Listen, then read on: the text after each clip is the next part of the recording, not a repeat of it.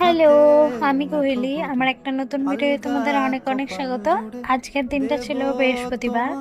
তো আজকে একটা পার্কে গেছিলাম। এত সুন্দর পার্ক, নতুন খুলেছে। তো দেখতেই পেলে সামনে দিয়ে একটা টয় ট্রেন চলে গেল। খুবই সুন্দরভাবে সাজানো আছে, আর সাথে ওতে গানও বাজছিল। আর চারিদিকটা পুরো গাছেতে ভর্তি, খুব সুন্দরভাবে সাজানো গোছানো। তো এটাকে কি বলে আমি জানি না, এটা দেখছিলাম দাঁড়িয়ে দাঁড়িয়ে, আর বাচ্চাটা খুবই ভয় পেয়ে গেছিল। আর এখানটা হচ্ছে সব থেকে সুন্দর জায়গা, ওপরে পুরো ছাতা দিয়ে সাজানো আছে। আর এখান থেকে আমি সেই সবুজ চুড়ি কিনে নিয়েছি, দিয়ে একবারে বিরিয়ানি খেয়ে দিয়ে চলে আসছিলাম। তো বৃষ্টি পড়ছিল, তো ভিজেও গেছিলাম।